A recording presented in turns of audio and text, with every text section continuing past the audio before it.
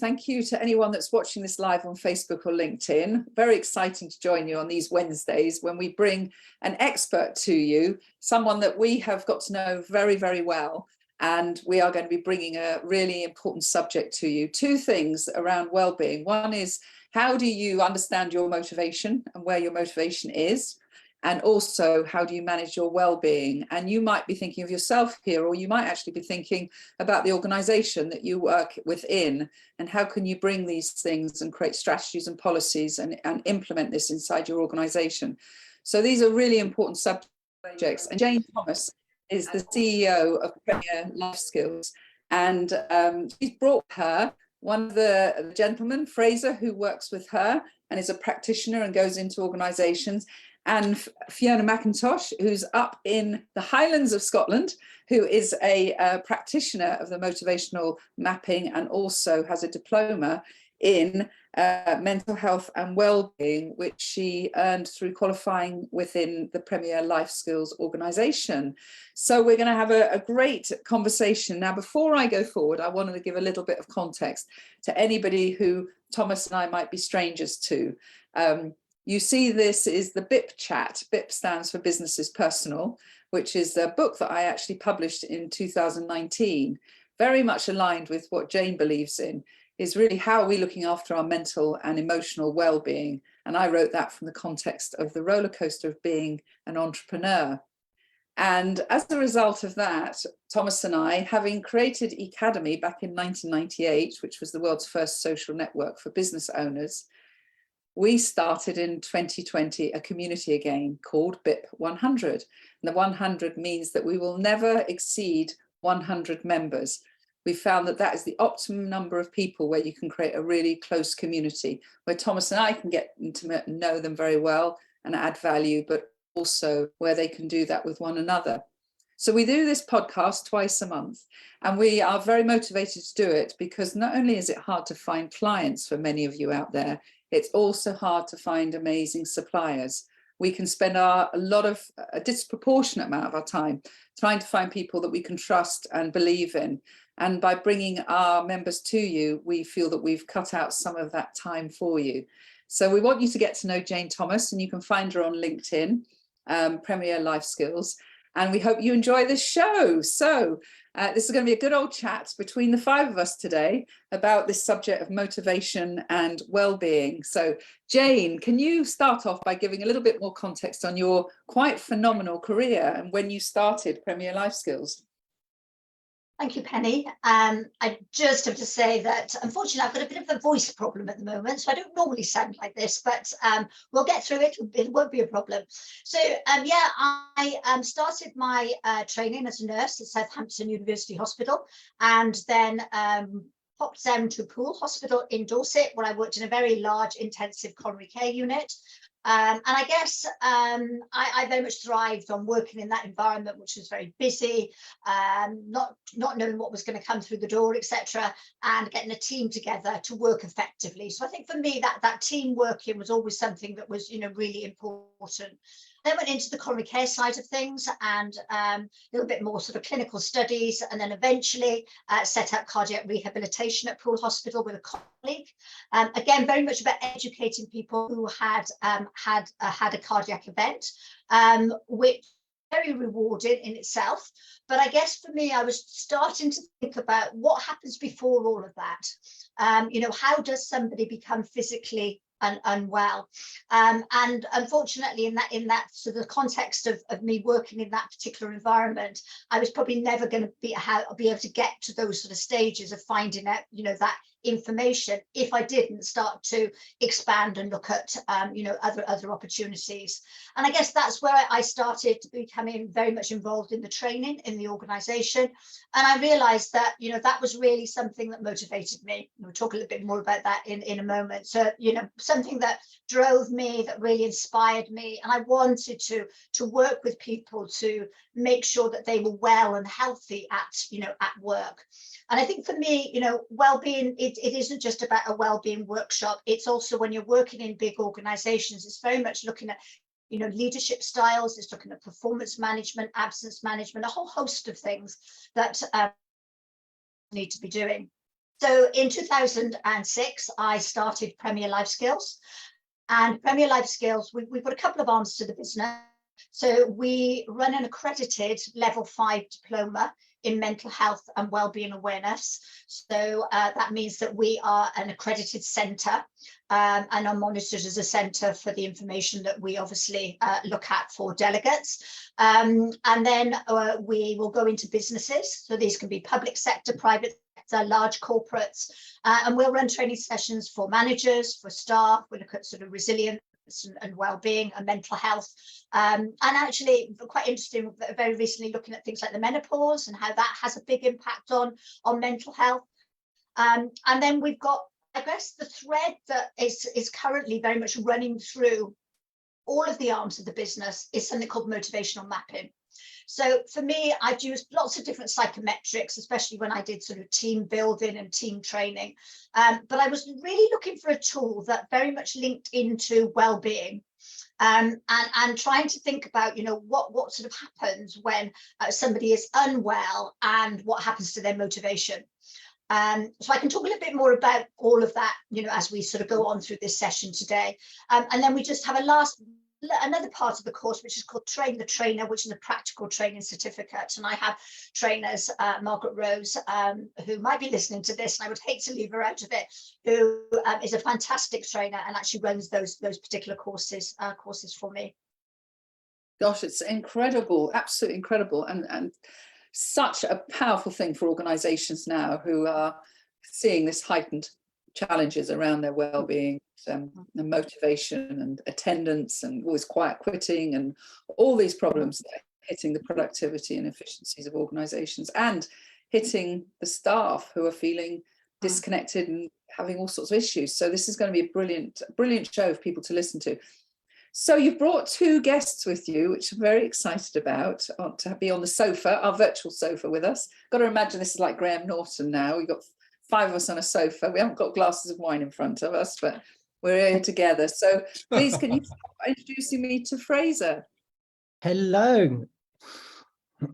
It is a pleasure to be invited to such an amazing event. And I have learned a lot about BIP 100 from Jane. And as I said, I'm really excited to take part and to show you all what Premier Life Skills hopefully has to offer as a company as well on top of that. So providing a little bit of information about myself, I've worked with Premier Life Skills now roughly for about 6 years, I would say. And that was been a really fulfilling experience. Before my time with Premier Life Skills, I studied at university, sociology and criminology. But unfortunately, afterwards, I was sort of left quite limited in my options of where I wanted to go afterwards. And I went into a temporary role with an organization, which unfortunately, I really was not motivated by what they wanted me in that role. And I actually found myself developing quite bad mental illness from that job. And I realized the importance of what it actually takes to be motivated inside of a role. And I realized that that wasn't for me at the end of the day, and I needed to make a change. And fortunately, after that, a role came to work actually as a ski instructor in Austria. And as an instructor, it was a fascinating experience to actually see how people would be driven and motivated and change that motivation throughout the week, with some people who really lacked self-belief at the beginning of the week, and really having that urge from me as that instructor to try and build that confidence throughout, and seeing that development actually in progression throughout that time, not only in their ability to ski, but actually in that development mentally too. And I really wanted to take that into the workplace as well at the same time.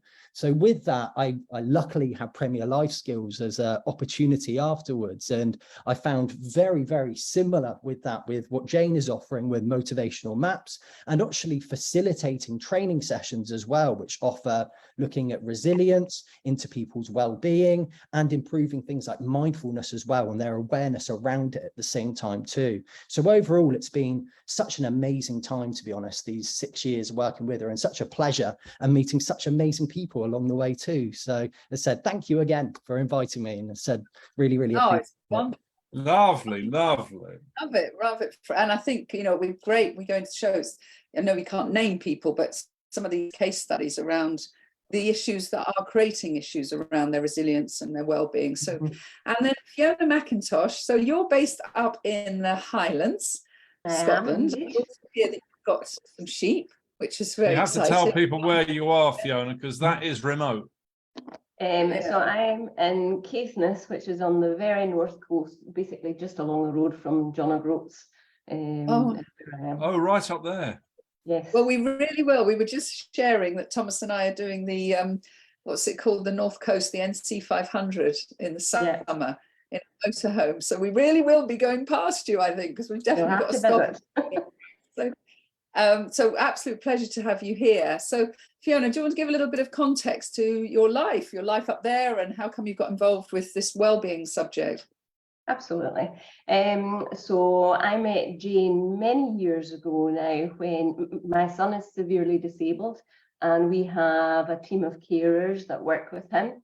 And we were having just a few issues. There was little rubs within the team. At the time, I was working full-time for the University of the Highlands and Islands as a lecturer, so I was never there to actually manage what was going on.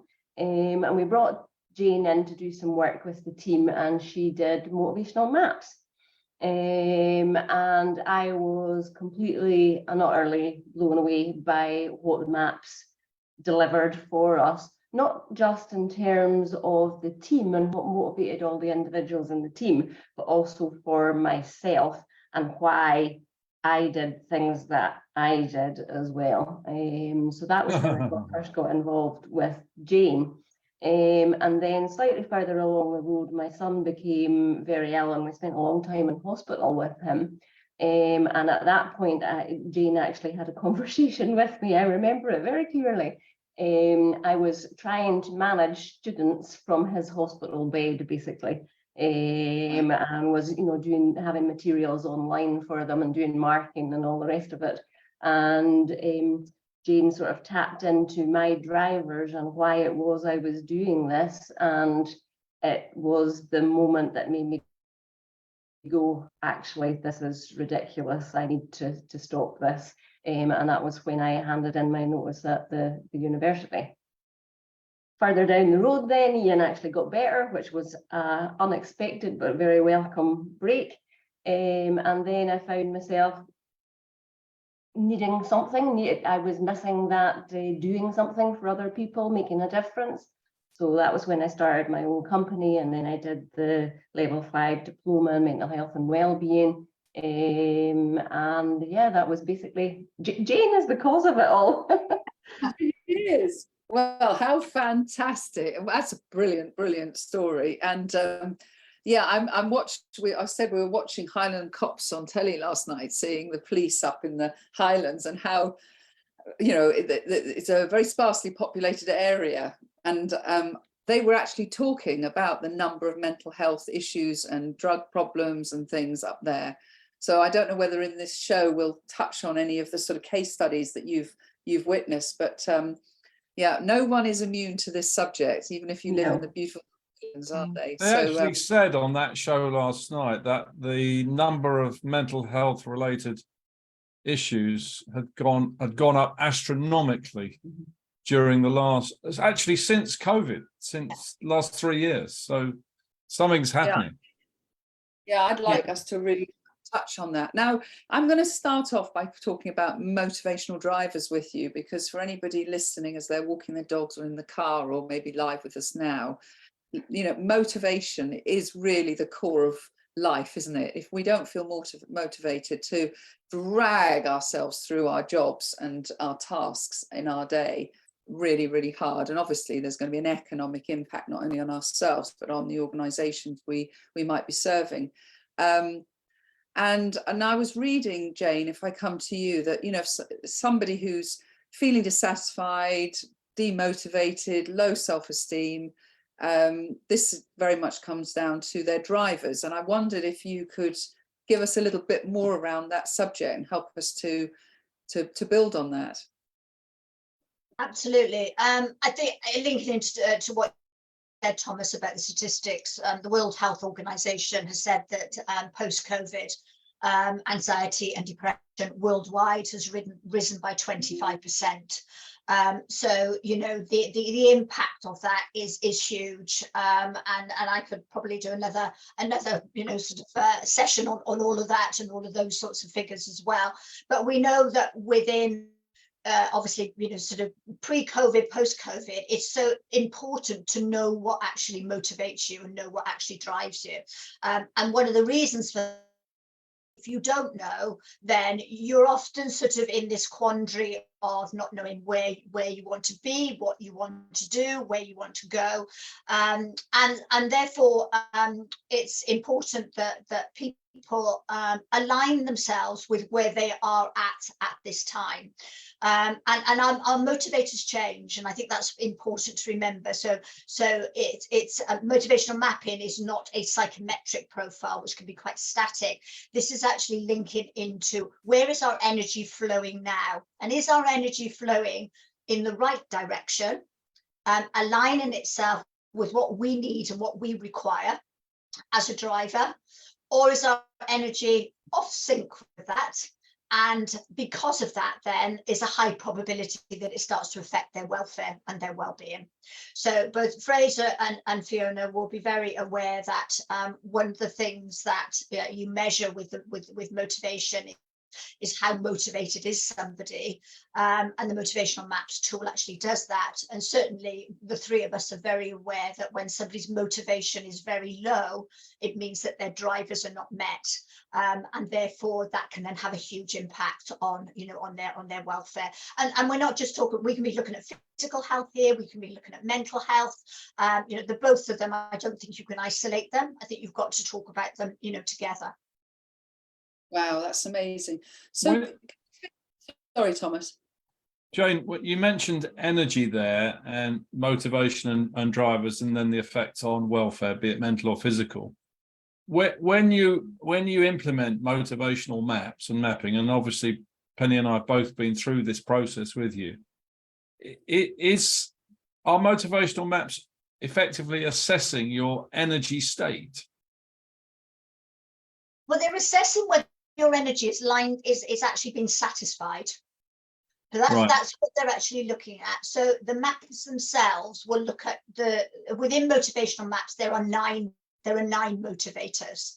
And basically these what these motivators, a motivational maps is a self perception inventory, as you know, as you say, you completed it yourself, and it's based within sort of what we call 3 cluster groups. So you've got motivation through relationships, motivation through your own achievements, and motivation through your individual growth. And there's been over sort of 70, I think we're now up to about 78,000 maps that have been done worldwide.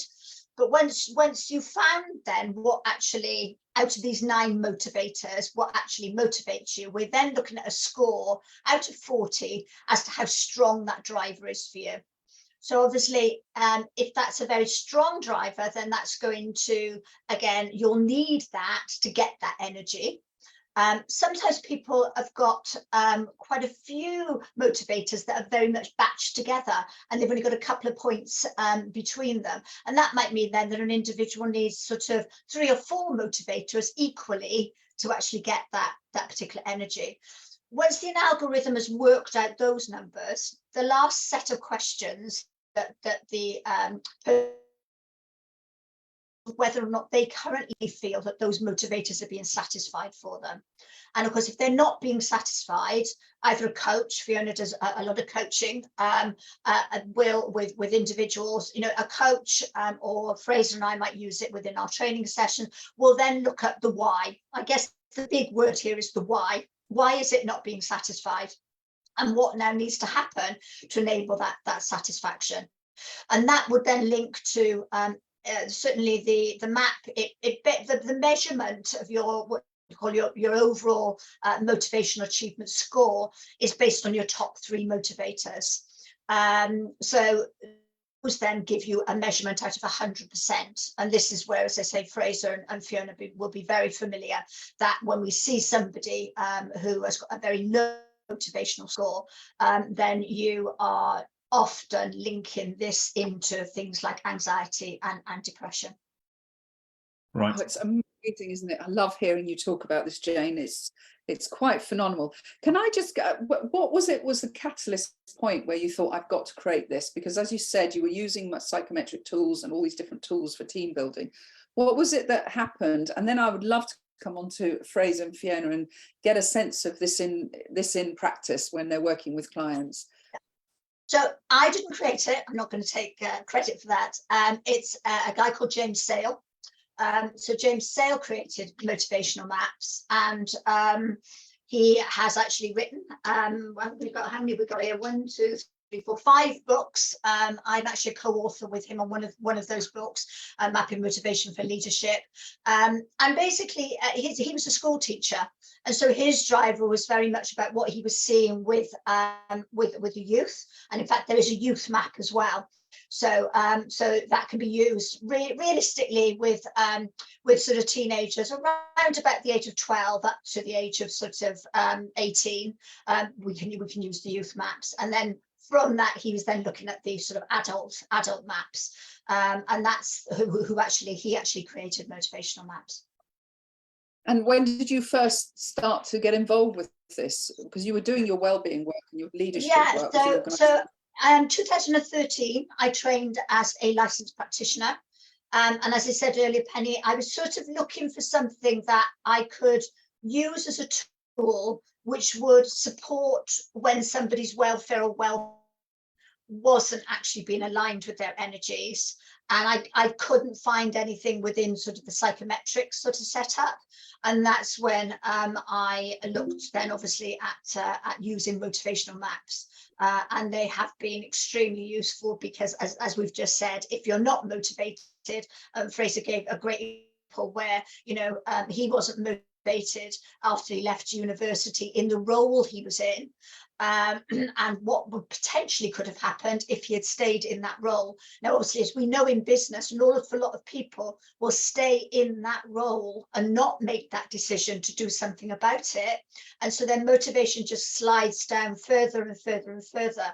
And then, of course, it doesn't just affect the work environment, it affects their home life, it affects relationships. It just starts to just spread out, so very quickly. So that's, I now get it. I'm really getting it now. So Fraser, when you're working with clients, I don't know whether you could get, so say somebody you're working, I presume you go in and it's a leader of a business that's asked you to come in. Am I right in that assumption? Absolutely. And what's motivating them to get you involved in the organisation? What are the sort of things that they're concerned about? Well, it will be things like, as we said, their motivation and their well-being all together, and potentially the cohesion of their staff. It will be, as Jane said before, things like absenteeism at the same time too. Why aren't people going into work? Why not for extended periods as well at the end of the day? And I think what the maps addresses so well at the same time too, Jane addressed it on an individual level, being able to analyze those drivers of a team, but on an organizational level, on top of that, there's also an offering of team maps too, which actually combines the motivational maps of all of those working in a group together. And then you can actually analyze what's working, what drivers are actually suiting those employees, and is there actually any clashes as well at the end of the day too. So it's such a powerful tool that we can use to really start a massive conversation to get them to open up about actually what is the root of this at the end of the day, what they really need to drive them to. And can I nip in there? And Fraser, when you find or you identify someone in the team is creating a lot of absenteeism or clashing, or as Jane said, you can spot the anxiety or depression. How do you delicately take that back to the leader and say there's something wrong with them or there's something wrong with you? How do you handle that politically sensitively without causing it all to kick off? A tiny bit of thought, definitely not thinking on impulse, to say the least, as well sometimes, but it's really trying to promote the cohesion the best you can between an organization. And with a manager, if you can't help that manager try and actually get that drive and that motivation out of that person, then ultimately the map gets you really what you need to know at the end of the day. And you can see that they're not driven in that way. And the map just ultimately reflects what they're seeing in real life anyways. And ultimately, you can then identify that over time, set up a plan for what you can actually do to try and improve that motivation, and then even potentially come back 6 months, complete another map down the line, see whether there's been those changes. And if there has, brilliant, it's done its job. If there hasn't, then there does need to be some conversations on that managerial level of what really does need to be done, because it's ultimately about the organization at the end of the day. Very Wow. powerful. And I imagine, so if a leader, say a CEO of an organization, asked you to come in and they've got all the line managers or senior managers, it's almost like an audit on their leadership skills to a certain extent, isn't Absolutely, absolutely. it? Which Well, is really Fraser, we also go into businesses and we run employee wellbeing risk assessments. So Fraser will actually come in with me to often they may well have done a different questionnaire from the health and safety executive, looking at what we call the 6 management standards. We know from the research that has been done by the academics that there are 6 management standards: first, demand, control, relationship, support, change, and role. And of course, if they're not being met as well, then what's great then is that using something like motivational maps is a great solution that sort of brings it all together. And Fraser and I will facilitate the conversations with employees and employers and senior management, present the information back, but rather than presenting it in a blame sort of culture or a blame way, very much about, right, how do we get the manager to be engaging with the staff, and what's the actions that need to come out of that? And often then, isn't it, Fraser, what comes out of that is we end up then actually looking at that team and working with that team, using the maps as a tool to enable us to look at the direction that we need to go. And it's almost, I want to come to you in a minute, Fiona, on this, but it must become a language as well. There must be terminology and language within this that the company can start to adopt. Do you find that, Fraser, that you start to hear them reflecting back and using a language that you're using to try and identify? That's a real power of something like this. So Fiona, so here you are up in the Highlands, and all I can see are beautiful deer and things up there. But you're obviously in near John O'Groats. Give us a feel for how you apply this and these 2 things, this qualification you've got and also the motivational mapping. Yeah, so I started with the motivational mapping, and at that point, it was predominantly personal coaching that I was doing. So working with individuals, they don't know what the issue is, but they know they're stuck. They're just looking for something else. And the maps has been a great tool to open conversation about the things that really drive them and whether they're actually currently being met for that individual or not. So quite often it might be that somebody's actually in a role that they're just not suited to, it's just not right for them, or their priorities have changed and they're just stuck in this role because that's what's been expected of them, that's where they started. So it's opening their eyes to actually maybe there's something else out there. And I'm thinking of one chap in particular who I'll call him Fred for the purposes of this. And he came to me, he was stuck. It was very clear when I looked at his map that there was most definitely a work-related issue. And when we met, he didn't want to talk about his work. As far as he was concerned, work wasn't the issue. He wasn't given changing his job because he was in a pension trap, too well paid and all the rest of it.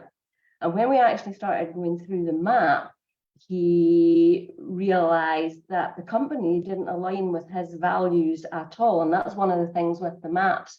Underneath the driver is our values. So the company that he was working with really didn't align with the values. He was trying to do right by an apprentice, but it was getting knocked back at every turn. And despite saying he couldn't possibly ever leave this job, he did. Wow. So yeah. That's very, very, very. Gosh, so you must have been super empowering for him to have the courage to create change. Yeah, it was really good. And I have to say, after our first meeting, I came away from the session actually going, oh, I didn't do a very good job there, because he was still heels in the ground. I am not leaving this job. But he contacted me a week later and said, you'll never guess what, I've applied for 3 other jobs. So yeah, that was a really great feeling, definitely. How did you handle that with because presumably the employer brought you in? No, No, I they think didn't. He contacted me for personal coaching. Oh, okay. So, so you're experts at helping people choose the right careers then, and getting out of the ones they shouldn't be in. Potentially.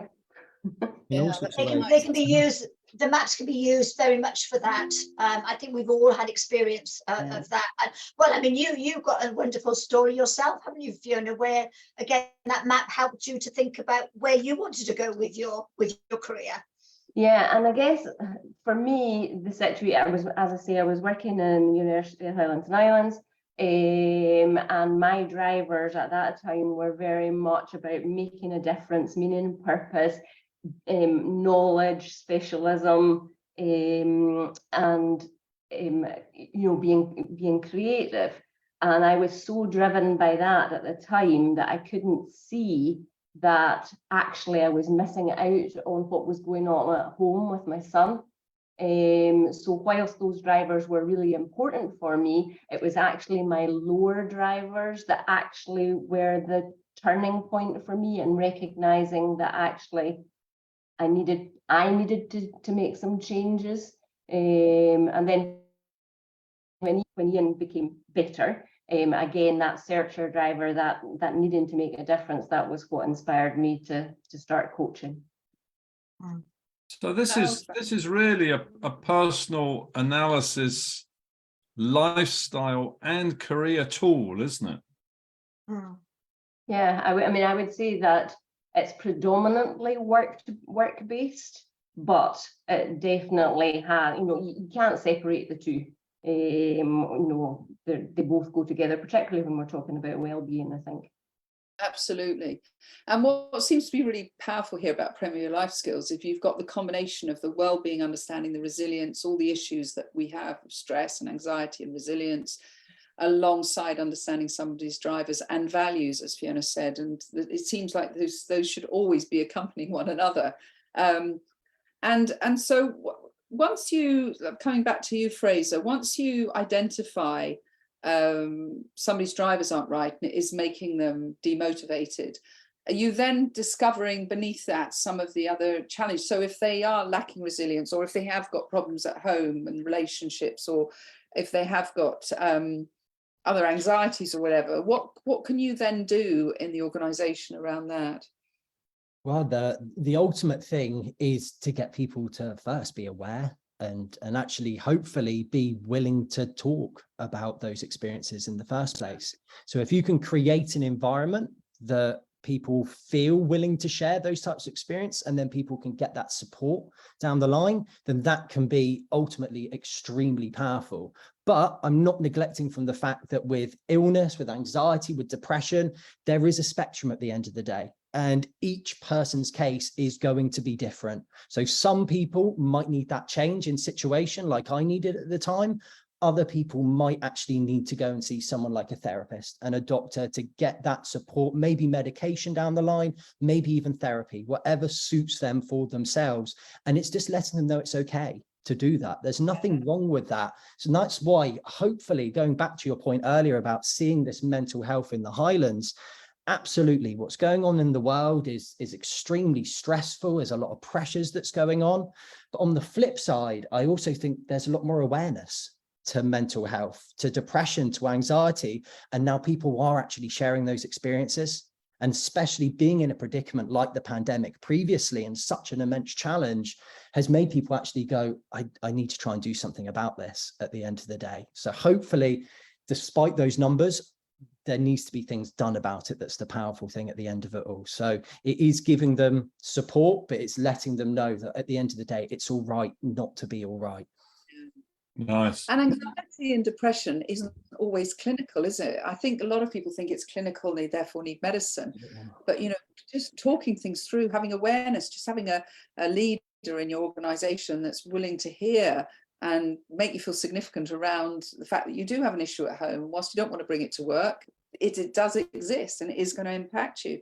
Absolutely. So it sounds like these conversations are very empowering for people, and sort of gives them a language, but also the courage to make a change to their lives, which is got to be good for an organization, because I think what we are hearing a lot of is that people are just dissatisfied and are just this quiet quitting issue. You know, I had a conversation with somebody a few weeks ago. She was on maternity leave and she was talking about the fact she's got to go back to work, but she wants to work from home, and she was responsible for 30 staff. And she said, they all work from home and I want to work from home now, I've got this new baby. And I said, and are your staff productive? And she said, oh, since COVID, 50% of them are really quite still productive. 50% of them are exploiting this and they're an absolute nightmare. And they're not at all productive. And I was thinking, the impact on the organization of that must be enormous. So it is a different type of leadership when you've got a hybrid working workforce, hasn't it? Have you come across that challenge, Fraser? That's the really tricky thing. And you said when you're looking at that productivity, that is the ultimate most important thing in an organization. You need your staff to be productive, but you also need to look at why aren't they being productive and what's impacting that at the end of the day. Could it be lack of sleep? Could it be a lack of exercise? Could it be the work-life balance at the end of the day that's going into it? And what strategies can be offered to try and improve that the best that we ultimately can at the end of the day? Because when we look at those things, productivity will increase. People will want to go into the workplace and they'll actually feel like they're getting something out of that workplace environment as well at the end of the day. So if we can create that, we can create such a more beneficial environment from the bottom all the way up to the top of the organization as well at the end of it all too. But said, it's nice to have the idealist situation at the end of the day, having that being there. But it's a long road ultimately, and it's not going to be an overnight process. I think what we try and You provide. speak well, Fraser. Yeah, I think Sorry, what we Jane. try and, what we try and provide, don't we, Fraser? And I know Fiona, you know, it's very much the same. Is that when we go into organisations, we tend to use a workbook, or Fraser actually does online training for one of our European actual clients. But we have something. I think it's so important to have something that they can take away, something they can look at, something they can go back to, something that can reaffirm where they might be. So if we look at one of our resilience and well-being courses, you know, we talk about resilience, but we also give them a questionnaire that they can complete. We look at how we support people manage that work change environment, and as you say, that's changed a lot because of the hybrid working, and also what people have gone through with COVID, long COVID, illnesses, you know, a whole host of things that come into that. We talk about stress and the stress response. I think it's really important that people understand, you know, what happens when they go into the fight and flight response, what happens to their behavior, what happens to their emotions, the way they think, what happens to their physical, you know, body when they're in that particular, you know, sort of situation. And then we sort of bring it together with things like positive psychology. We use Martin Seligman's PERMA model, which again is important for people to think about, you know, what's their purpose, you know, what gives them flow. You know a lot about that, Penny, with Hannah, Penny and Thomas and the Hannah flow. So I've loved those sorts of sessions because it's been great listening at, you know, as to how you can expand on all of that. Then we look at motivation, obviously, you know, and then we'll look at things like emotional intelligence and gratitude. And a big thing we look at as well is things like unhelpful thinking styles. So have we got into a habit of thinking in a certain way? So one of them could be things like catastrophizing, you know, and you've done that for many, many years.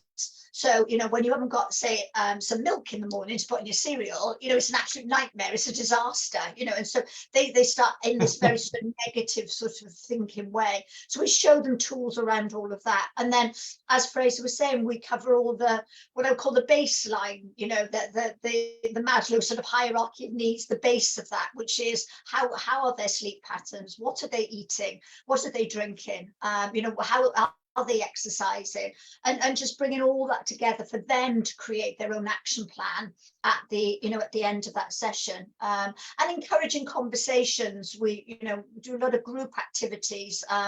It's a little bit more difficult online because obviously you can't hear what they're saying in the breakout rooms, but certainly when Fraser and I are facilitating face-to-face sessions, you start seeing people talk, don't you, Fraser?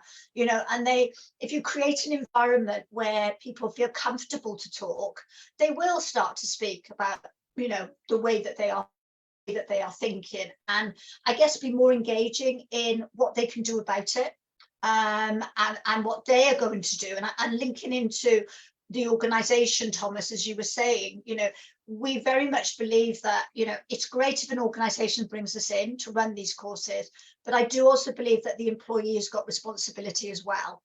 So I think we're very much trying to make sure that, this is what your organization is doing, but what are you going to do to take responsibility, to manage your, your well-being?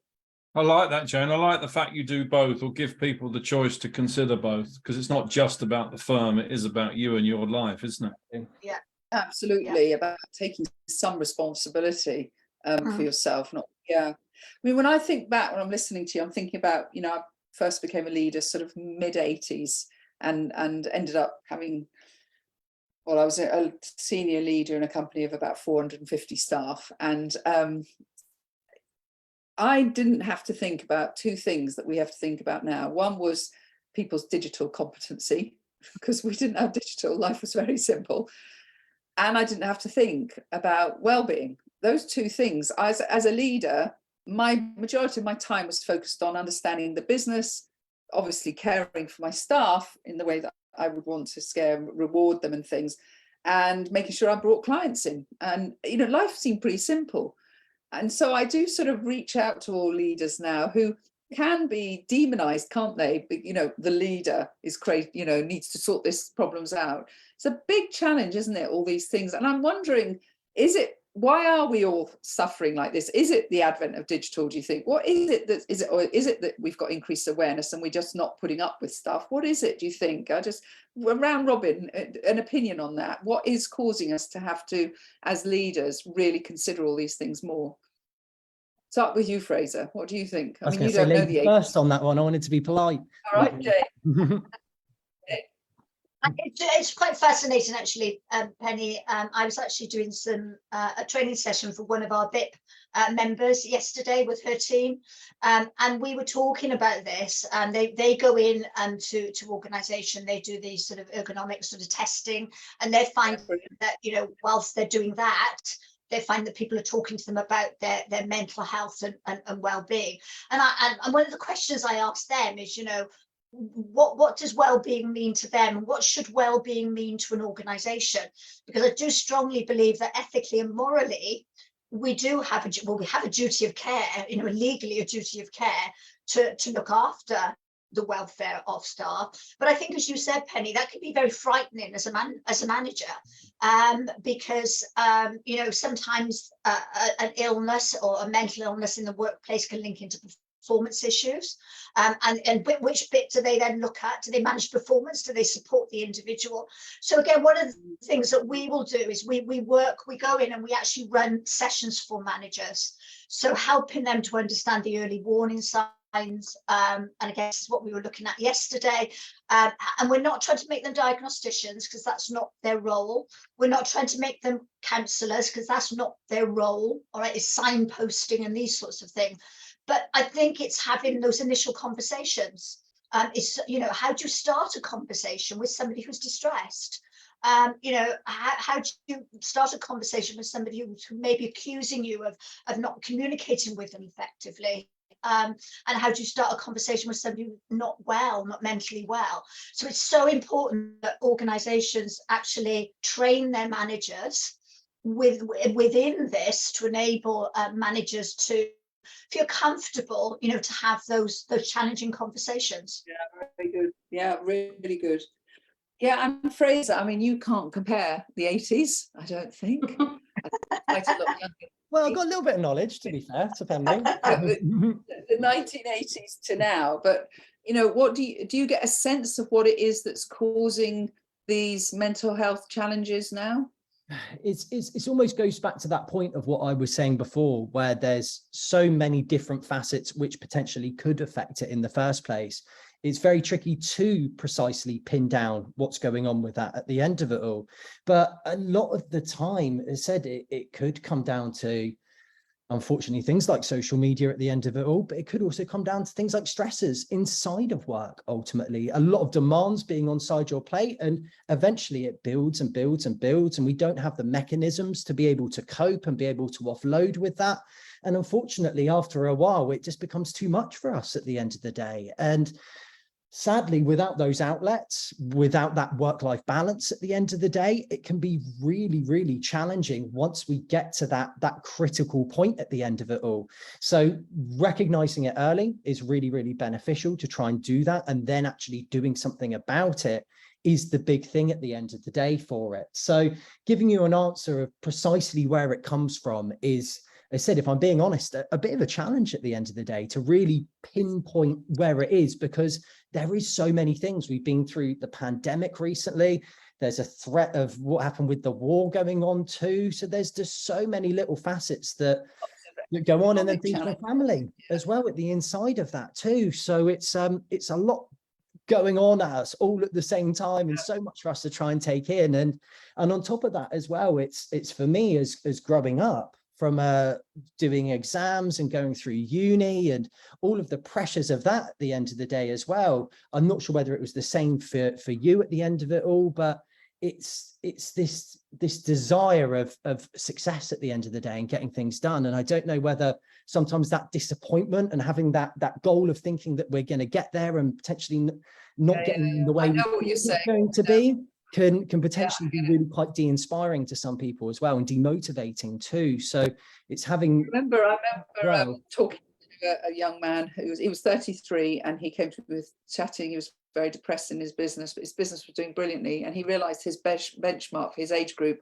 was Mark Zuckerberg and Elon Musk, and just anything less than them meant he wasn't successful. And it's this role model that's gone into our subconscious. So Fiona, I think you're a lot younger than me as well, but you know, is life harder, do you think, on people now than it was when we were all a bit younger, or are we just becoming more aware, and that's a good thing? Well, I think sort of following on from what Fraser said, I think we've got very much, particularly in the business world, a more for less culture. And that has definitely had an impact. But I was kind of going to change direction here and say that actually, I think good leaders of days gone by did actually have an impact on people, and did maybe not consciously think about people's well-being, but a good leader did care about what was going on in people's lives, did do effective performance management, did make sure that adequate training was in place for their employees, did ensure that people had sufficient autonomy to do the job that they did.